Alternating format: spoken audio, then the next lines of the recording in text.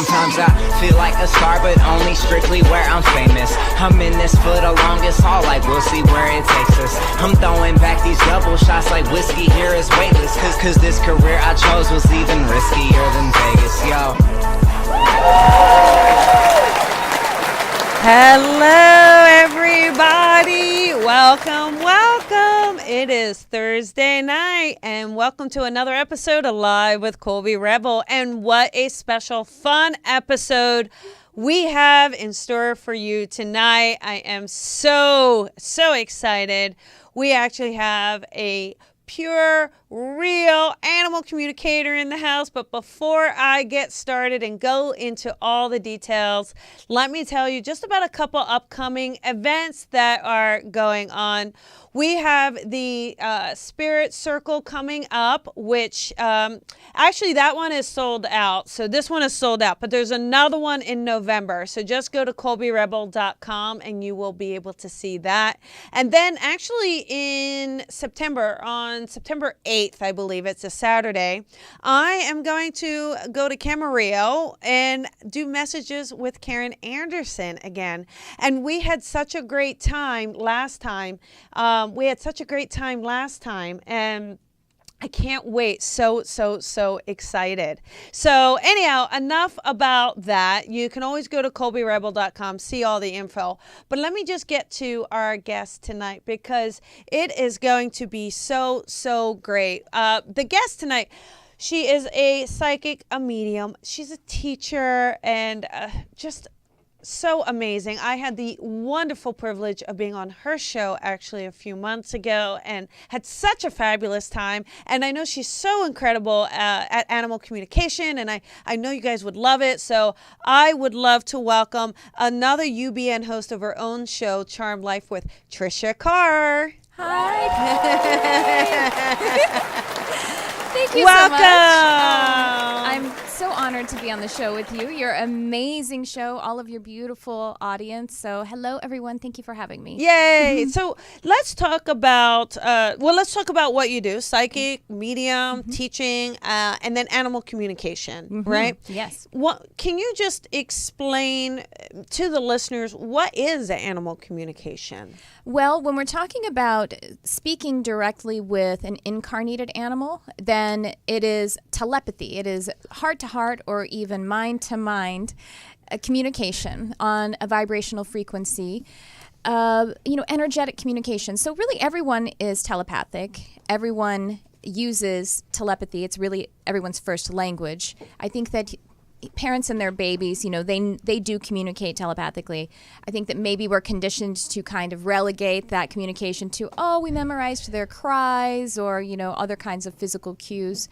But really everyone uses that energetic communication. And, another time that we kind of use it in a more heightened state is when we're falling in love and we're trying to couple with someone, We finish each other's sentences. Yes. That's telepathy. Yes. And I also tell people, like, if you have a spouse or if you have a partner, you can walk in the room, or maybe your kids, you walk in the room without them even being facing you, and you know what mood they're in. Yeah. That's telepathy. You know what's going on there. And so the distinction is just that I sort of practice it, study it, and really tap into that specific kind of connection with the incarnated animal. Okay. On the mediumistic side, it's really kind of not that different than connecting with our past loved ones who were human. Yeah. Slightly different frequency, but it's really very much in the same dimensionality, density, very, very similar.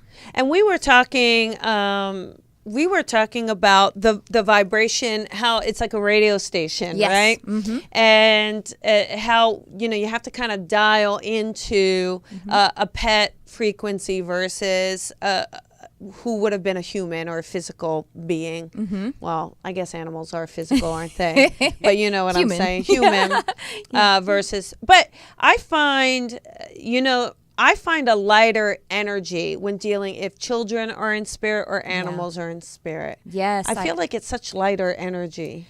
Yeah, I think that is what I'm saying. It's similar in density, but it is more expanded, you might say, is the way I think of it. I mean, animals sort of are, even when they're having the physical experience, they are better with unconditional love. They are closer to divinity. They're closer to divinity in that they remember their eternal nature. At the same time, they are more present. Yeah. And so they don't kind of do all of that non-present, worrying about the past and future. even though they can get neurosis, and of course they worry and they do these things. They're better at those. They're better at everything than humans, is what I like to say. That's what I think.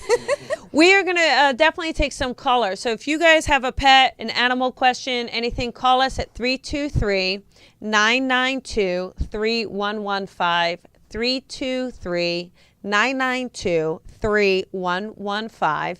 And you all know the rules. No ringing, dinging, blinging. Make sure all those outside noises are turned off. And especially if you do have pets, we got to make sure they're not barking on air, okay? But go ahead and make sure you have your question ready. If your animal's in the physical, let us know. If they're in spirit, let us know. But we're going to definitely go ahead and make sure we take some callers today, because what a lucky gift we have to have you in the house. So I'm so excited. But with the work, what do you find is most rewarding about animal communication? I think it's the wisdom. Well, quite frankly, connecting with animals is like an energetic tuning, because like I said, they vibrate to unconditional love in a more seamless way, more easily than humans do. They do that actually by their connection with the earth. Yeah. Because Gaia, Mother Earth, she is really like of the archangelic realm. The energetic signature of Mother Earth is much closer to source energy than humans are, of course, but just very close to it. And their connection to Mother Earth and also to source energy, just their alignment is a little bit more intact, I would say. They don't go through the veil of amnesia that humans go through. Right. And so being in proximity with that resonance, yeah, I mean, that's the bonus for me, is I the wisdom and the tuning, and then I kind of catch it. I catch unconditional love from them. Yeah, I feel that too. Just when you connect to them, there is this beautiful power of love, and just this feeling of, I know humans who have had pets and those pets have crossed over. The humans are always like, gosh, I wish I would have done more. I wish I would have been there more. And they have to know that their pet in spirit is like, oh, are you kidding? That was amazing. Yeah, it's so true. The death and dying experience is something that is obviously a part of the work that I do as an animal communicator, whether it's on this side of that experience, the transition, or on the other side. And, because we have this facility to euthanize animals, it's a part of the culture. Yeah. And, put them out of their suffering and everything. But it never feels perfect for the human. We have this guilt. Either I waited too long, or it wasn't, I did it too soon. And that's just something that, again, we have to work through. It's a part of the grief, I think. It is part, I think part of that grief. And and we love our pets so much, and it's so hard to say goodbye, and it's always difficult. One thing I had 2 Huskies. They were amazing. Oh, I should have given you a photo of them. Oh my gosh, they are so cool. I'll see if I can. Oh, there's one on my Facebook, but I'll see if I can. I'll send them one when. But they are so incredible. But one thing I always feel like, for anyone who has a pet, when I first got my boys back in, it was 1995. I mean, that's how long ago. They've been in spirit for a while. But when I first got them, cell phones weren't as busy, right? They weren't as prominent. So I was so present with them, yes, true. Yeah. And then in those later years, I found myself like going for walks with them, but then being on my phone. Oh, and then that's too bad. It is, but in the final years, I stopped doing it. But I whenever I see someone and you see them walking, and I just want to pull over and say, "Oh my goodness, you're so gonna regret that one day. Put the phone away." I have a couple of photos. One where Barnabas, one of my cats, and there's my computer, and there's Barnabas lying across my hands. Just like, stop it now, stop it. Be with me. Yes, yeah. yes. And my Franzi did that. I went to the bathroom. I was working. I went to the bathroom and I came back, and he was on the keyboard, just like, I think it's time for a break. Yeah. I know.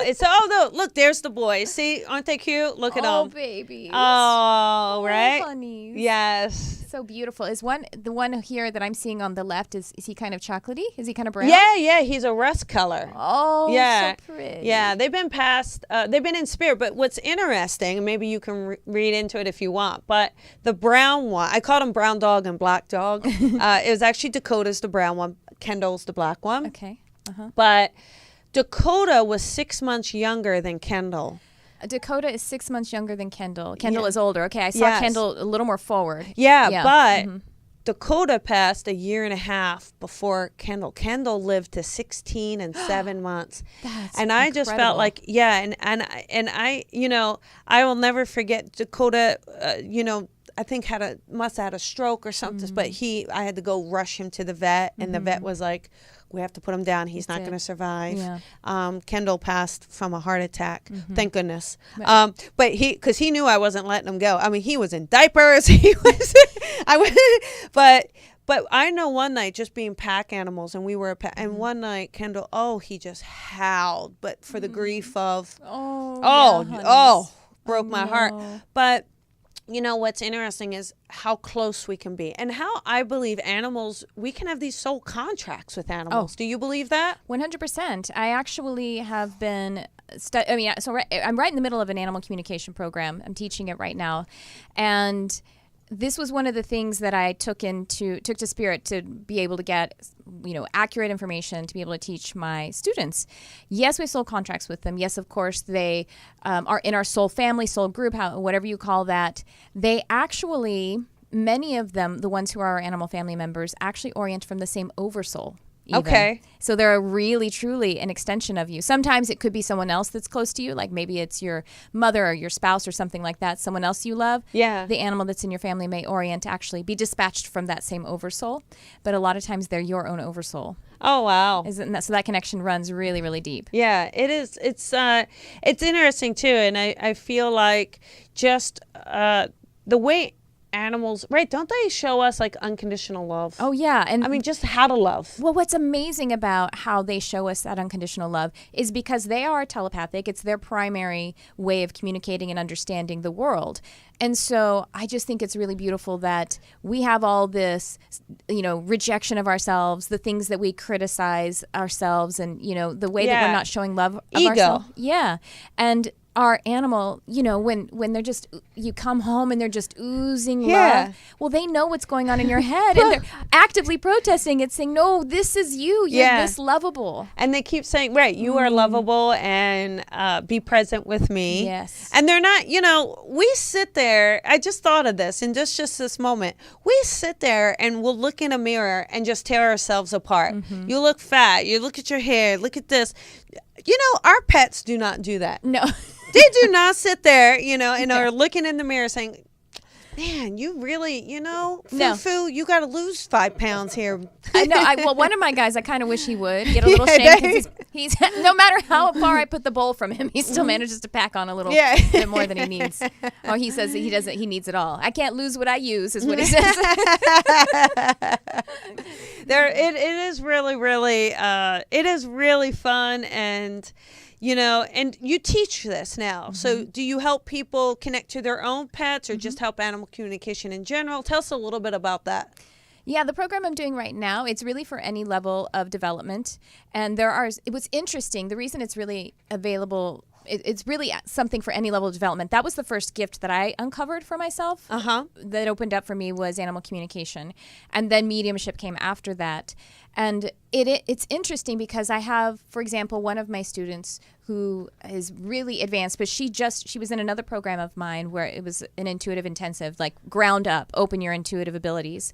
And so she really just gave her very first reading, I think in February, and she's been remarkable. Wow. She just keeps saying yes to Spirit. Anyone can do this, and she just said, okay, then I'm going to keep saying yes. And she's really fantastic now as a reader and a healer, and she started to channel and everything. So she's taking this program.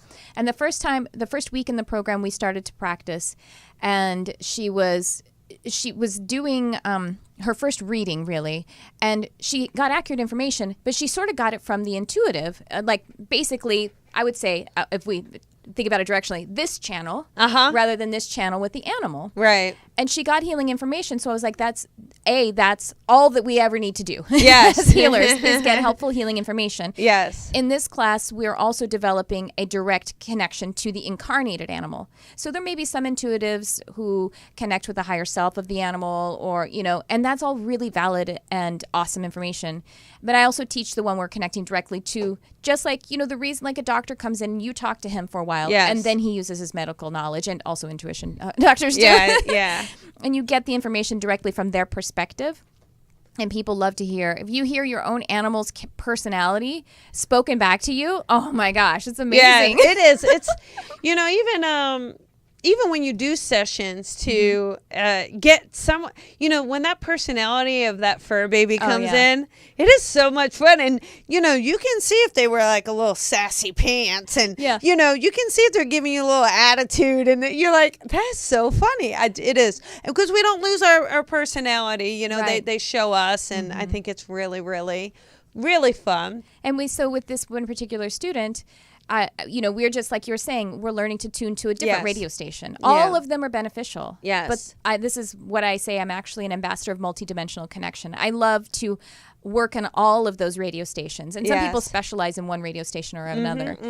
And but she got it. Then the very next week, she tuned right in directly and was getting all these evidences and like the personality of the animal and all that kind of stuff. It's really amazing. Very cool. Very cool. All right. So how about we take a caller, and so callers, here's a couple things. If you get through, let us know what, your pet, a little bit about, and then we can tune in a bit more. Yeah. Sound good? Tell them what you need, Tricia. Physical description, gender, age, how long you've been together, whether they're living or past, that kind of stuff helps. But physical description in particular, so I can try to tune in directly to their frequency, rather than using the portal of the human. You know what I mean? Okay. That's the idea. Okay, perfect. So how about we, let's start with number 6310. So here's a couple things. If you get on the air, pay attention to your area code and no buzzing. So 310, this is Colby and Tricia. Who is this? Uh-oh. I did too, but did we lose them? Yeah, I heard the air. All right, 310. Oh, sorry. Okay, maybe they weren't expecting to get on. All right, how about number 2510? Okay, here we go. Let's try this again. 510, you are on the air with Colby and Tricia. Who is this? Hi, this is Catherine. I'm sorry, what's your name, honey? Catherine. Jackson? Catherine. Oh, Catherine. Sorry, I can't hear it too well. Hi, Catherine. How are you, honey? I'm good. How are you? I'm doing really well. Okay, so do you have a question about a fur baby for us? Yes, I do. So I have a little corgi, little fawn-colored corgi. Her name is Pixie. Oh. And she and I have been through a lot of changes in the past year or so. Yeah. And I just wanted to know if she's happy, if she's missing, the way life used to be, or if there's anything else that she wants from me. Okay. So okay. Pixie, I know corgis are obviously they're a smaller breed, but she's actually even more petite than the average corgi, yes? Yes, she is. Yeah. And she, on the surface, you might say that she's a little, it's like she has more anxious energy, a little bit more, she just looks like, she's a nervous Nelly. She gets the CBD oil. She is a CBD oil. Okay. Yeah. All right. And so actually so that's the first thing she brought through to me was that kind of, I know I'm like that. I know I'm like a nervous kind of girl and everything, but it's just because I'm so excited about everything. And it's just her personality. It is a real zest for life. She is jumpy, but it's again, because she's so stimulated all the time. She's very stimulated. It's not always something that is like a negative thing with her kind of anxious personality. It's just kind of the silly kind of like, I even imagine her if she were human, she'd be all the time like, that kind of thing. You know what I mean? And so, you've moved, right? And the place you were before had more, it seems like there was more green space, or just somehow there was more outdoor space, and it feels more, I don't know if you went from a home to an apartment or something like that is what it's seeming like. Is that the deal? Part of the change? Yeah, we went from a home to a studio, Yeah. now to an apartment. I see. Okay, great. But Mom, she says, Mom, you take me for walks all the time. I'm fine. It's just different. Don't worry about it. That old backyard, I got bored with it anyway. I loved seeing the birds and I loved seeing the squirrels, but I get to see them anyway. And she says, and how old is she? Is she about 7? She's 10. Oh, she's 10. Well, she's peppier than that 10. Well, she says the reason I was feeling that age, she was like, and anyway, I like slowing down a little bit. You know what I mean? Like, I'm not going to be bouncing off the walls. So, and you have a husband? You have a spouse? You have a partner? I feel like there's a breakup. So did you have a loss of a relationship? And is there a change in that as well? Is that what caused the... Yeah. Because that's what I felt like she was... Because I felt like you're worried about her missing this partner. But I mean, and the answer is no. I was going to say, I see Dad here and I see Dad pulled away. Yeah. And and I just feel like you were the one she was close to. Like, you know, you are enough. Like, maybe you have to remember you are enough. Maybe you're missing him more than she does. Yeah.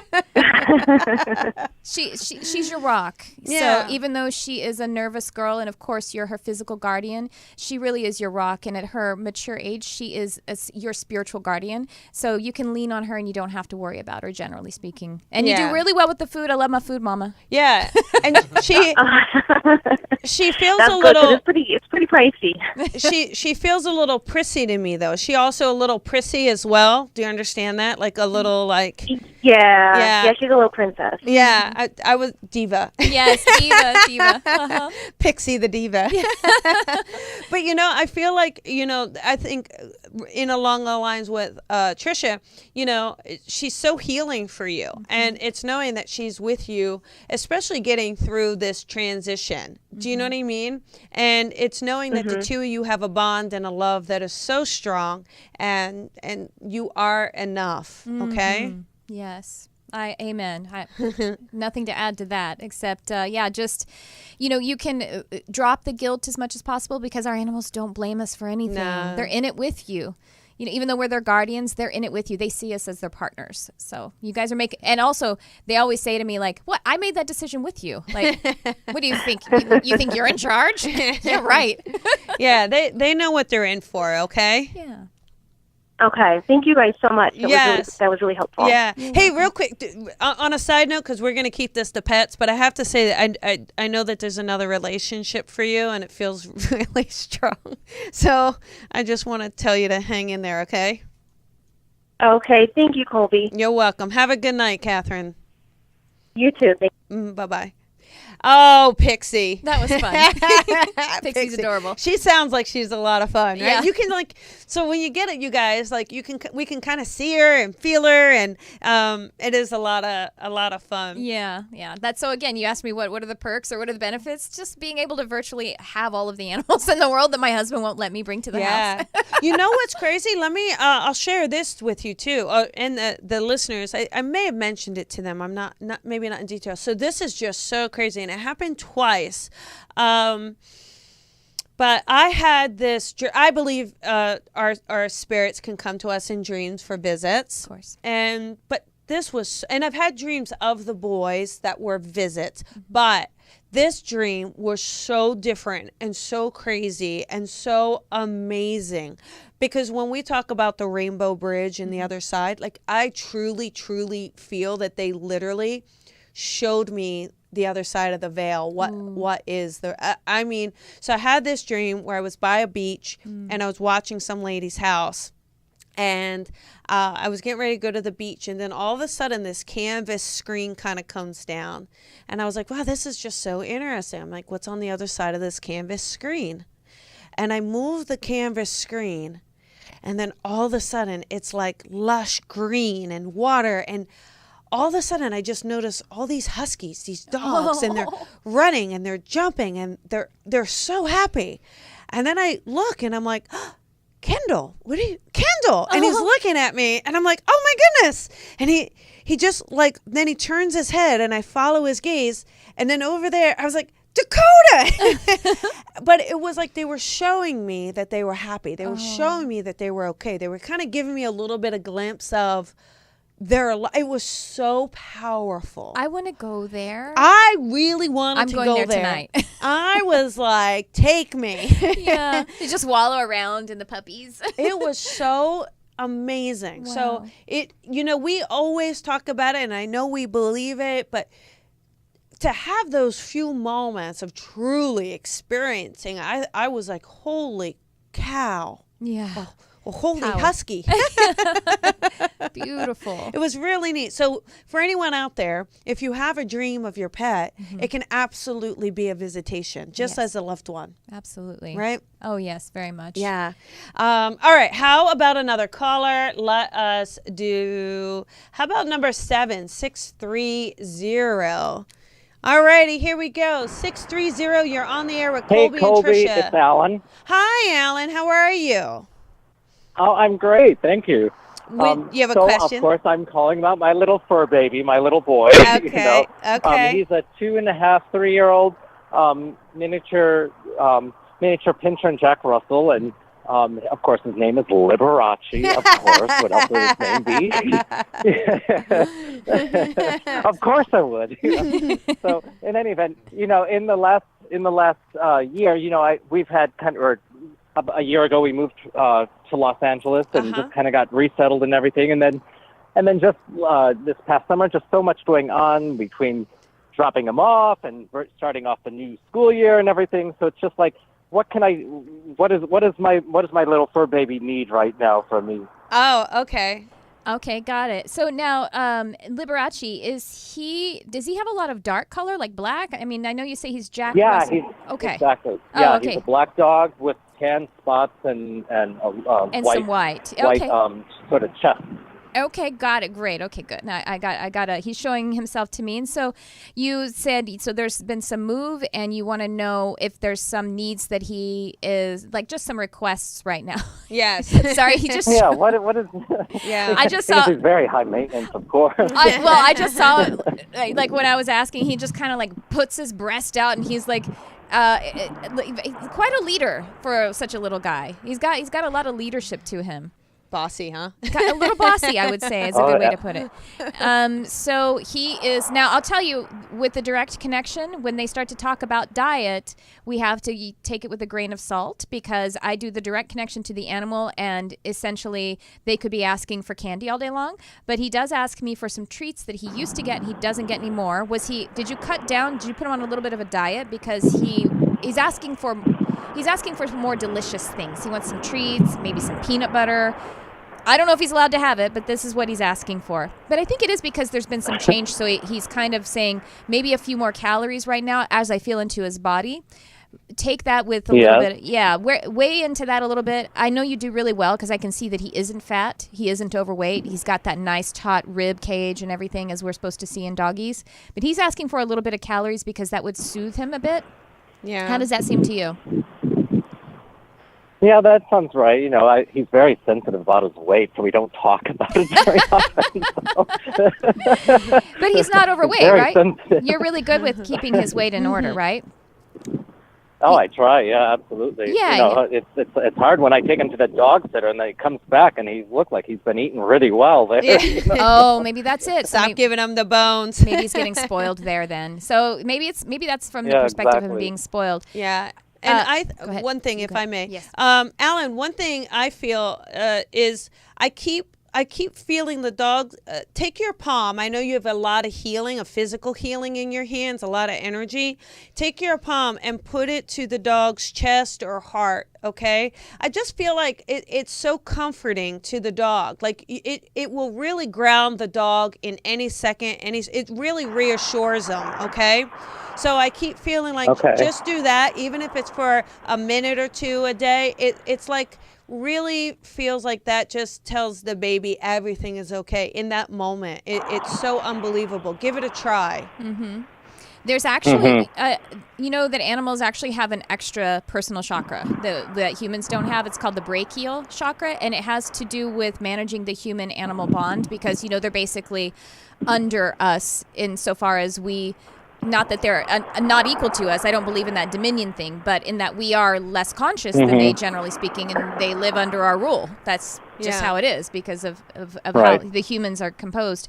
And so, like you say, in the heart, it's in between the shoulder blades, but you can access it from the heart area too. So above, between the shoulder blades, and also that heart. I think that's a beautiful suggestion. Really great. Feels like it will help. So I hope that helps, Okay, Alan. cool. Does that help? Yeah, it's great. Yeah, it's great. You're doing good. Yeah, something about his little bed that's either white or cream colored, and he likes it on your bed. I don't know if that's something that you are already allowing or if you've disallowed it, but that's something that he likes too. Just to be close to Papa. Okay, well, he does sleep in the bed, so perfect. Then he's always there. There you go. Then he's happy with it.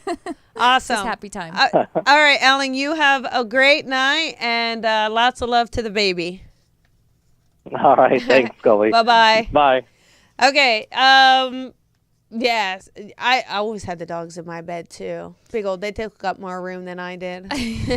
Yeah, I just had a client 2 days ago. And it was for connecting with her doggy who was in spirit, who was a really big dog. I can't remember what breed he was. Yeah. And he was saying how he liked now that he could actually sleep between her and Dad. Okay. Because he was too big to. He had to like go around some other. And now he's like, yeah, now that I'm in spirit, I can go sit between you. Nobody's going to kick me out. Yeah. And nothing is worse than the dog taking the covers too, because they do that. And you're just like, no. You don't need them. You have a fur coat. Oh, it's like... No. All right. How about another caller? Sound good? Okay. Yeah. How about let's do area code number 4. Is that 303? Here we go. Okay. Here we go. Hi, Tricia, Colby. Hi. Who is this? This is Katie. Hi, Katie. Yes. What can we do for you, honey? I have a brown Labradoodle. He's about 30 pounds. A male. I think he's like 5.5. And he has some health issues, and I'd love to see if there's anything I could do to make him feel better. What's his name? Woodford. That's so cute, like the bourbon. Is it digestive? Is that why you named him that, after the bourbon? Yeah. Oh, that's amazing. Maybe he knows that. Okay, so is it digestive? Is that what we're having? Yeah. Yeah, I've got burning in my gut. Let me just ask, make sure Woodford is giving me permission. He's like, yes, of course, lady. I already gave you the feeling. So, yeah, and it's in the higher gut. It feels not exactly in the stomach. It feels like it's in, I use my body empathically to feel theirs, and it feels like the higher gut. So what would be, well, actually, that is where the stomach is. But it feels like intestinal, higher intestinal. I don't know how they do this, if they do something exploratory or whatever. With humans, we would call that IBS or something like that. Is that what they're calling it? Yep. He had the scope and he has IBS. Scope. Oh, okay. So now what I want you to know about, Katie, about our animals having manifesting illnesses, they do mirror us. They mirror like what we're working on because that is their sacred purpose and everything. But at the same time, it doesn't mean that we're responsible for it because they also come in with heightened sensitivity just like we do. You know what I mean? Like I have just telling Colby, I have to get a second eye surgery. You know what I mean? Like, of course, there's some things on the energetic plane where I can look at that, but I just got a bum wrap on the eyes. That's all. That's part of it too. So his sensitivity in his gut he can use that to actually mirror some things that are about, the identity and the self-esteem, and to mirror those things to help you to move through that as well and sort of process that energy for you. Overall, I think that with the medicated food, the doctor's already prescribed to you, right? And you've already shifted to that?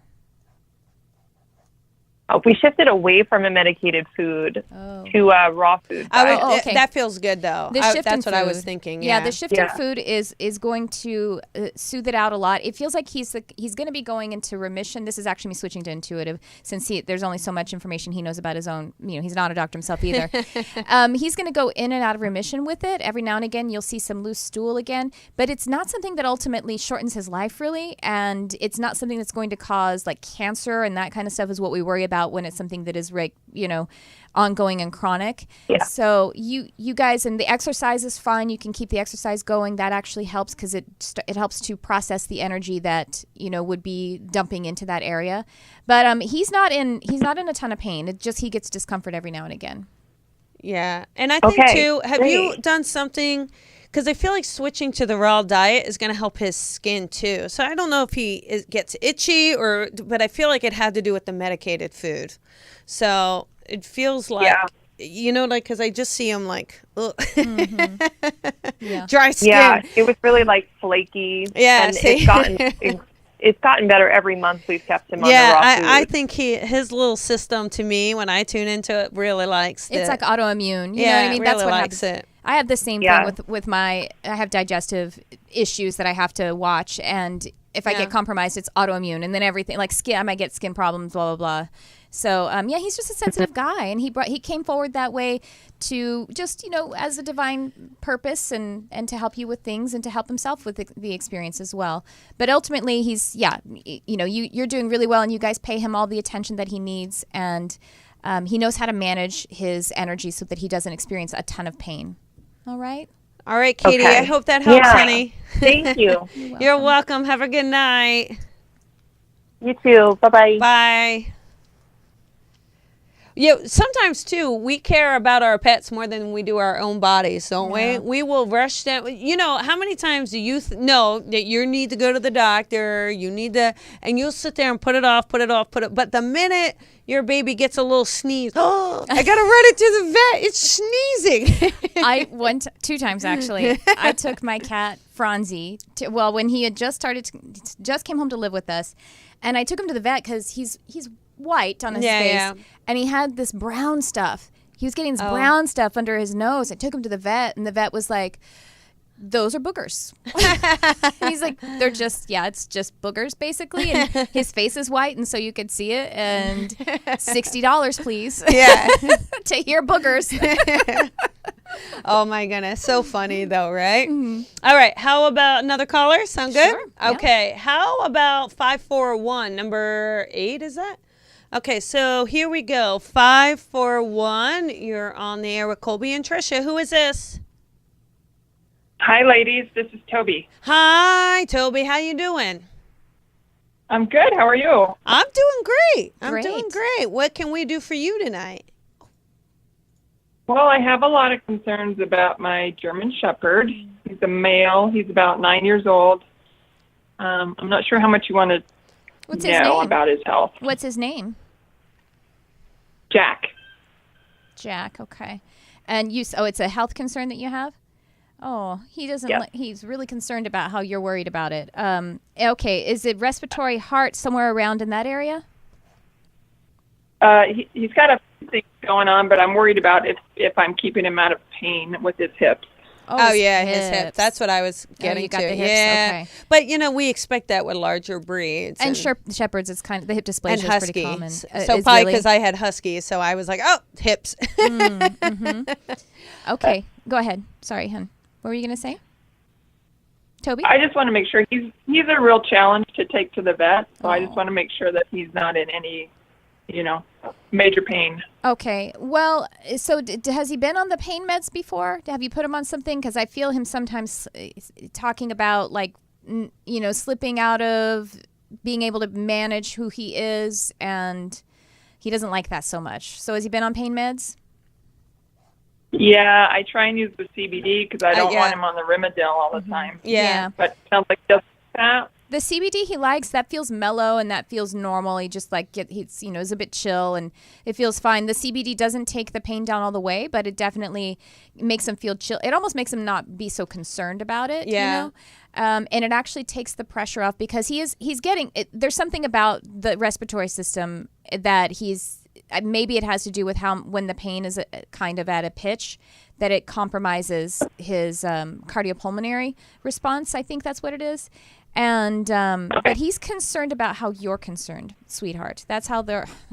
God bless them. They're like, stop being worried about me, but I'm worried because you're. You know what I mean? Like, Yeah. And I think that is also part of the heart labor too, because he really wants to clear your heart about it. You said he's about 9. Yeah. Yeah. One other thing too, Toby, I feel like talk to the vet, because I actually feel like you could be giving them more CBD than you're giving them, and it feels like that really will help, but it feels like you could give him more. So talk to the vet about that. And holistic vet maybe. Yeah. And the other thing I would say, and this is really honestly from my own personal experience of my one husky that had really bad hips, I kept trying to make him rest, and he really got to a point where he couldn't almost walk anymore. And I refused to put him down. I was not having it. I was just not going to do it. And so I took the opposite approach from a vet, and I started getting someone to walk him every day, and walk and walk and walk. And do you know that absolutely strengthened his hips? And he gave me 2 more years. And PT. Physical therapy. Yeah, physical therapy. But don't baby them too much. I mean, dogs, they don't handle it the same way we do. You know, they're not going, oh, my back. Oh, like it's for them. It's part. Yeah, and they're not, mad because they're hurt. Where's my walker? No, they're fine. But I would don't make him rest. Don't go taking him out on a 5-mile hike. But get him out there. Don't be afraid to walk him. Okay. That's great advice. Yeah, that's just from personal experience. Oh, yeah, I think that's very helpful. There was there was something else he was saying that so he really I know what it was, thank you, that so far as him being challenging going to the vet, before you take him, let him know absolutely everything that's going to happen at the vet. You can speak it out loud to him if that helps you to focus. You can picture what it is, all of the things that that is going to happen. He's going in, if he goes in his crate or not, if he's going to go, how long the car ride will be, what is going to happen, even if it is something like he has to get shots or he has to do something invasive. He'll still be pissed about it and he won't enjoy it, but at least he'll trust you. And it actually takes down their anxiety, even though they don't like it, because then it's not shocking to them when it's like, oh, I'm getting the shot then.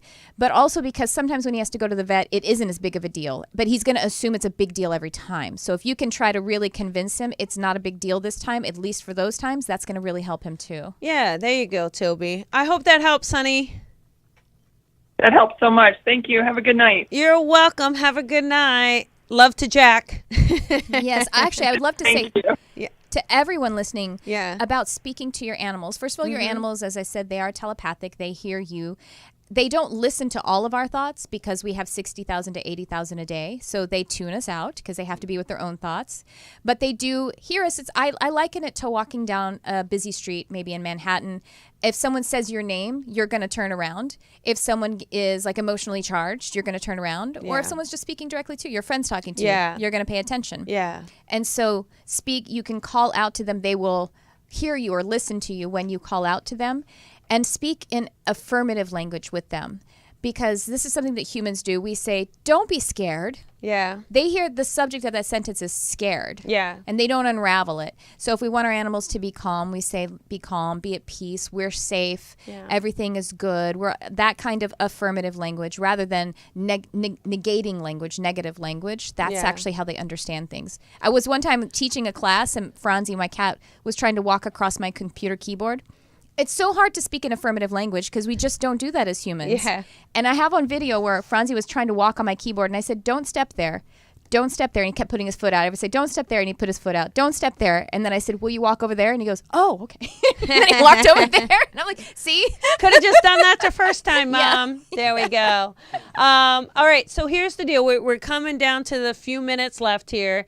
We'll take one more caller. We got 1 minute. This is it, Tricia. Okay. 1 minute. This is going to be lightning. Yep. Your direct, quick question. If you get through your direct, quick question, literally you got 1 minute, and I'm going to time you. Here we go.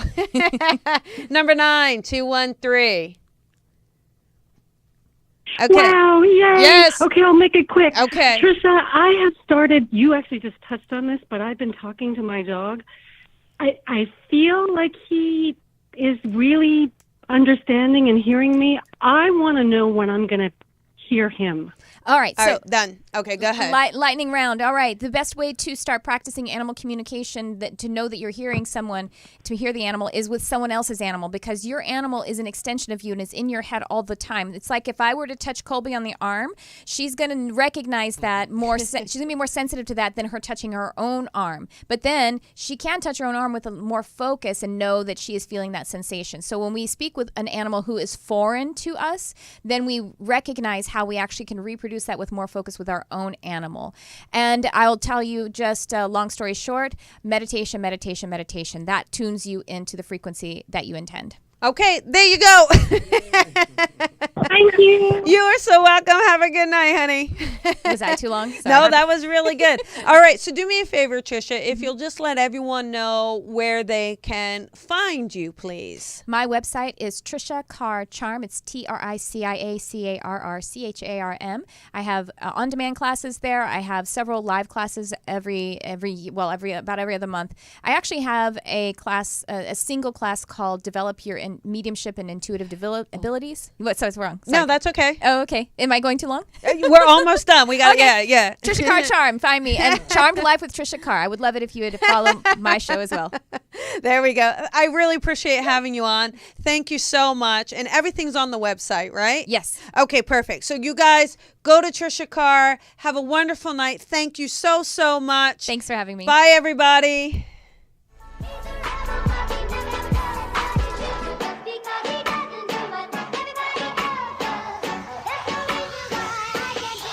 Sometimes I feel like a star, but only strictly where I'm famous. I'm in this for the longest haul, like we'll see where it takes us. I'm throwing back these double shots like whiskey here is weightless. Cause this career I chose was even riskier than Vegas, yo.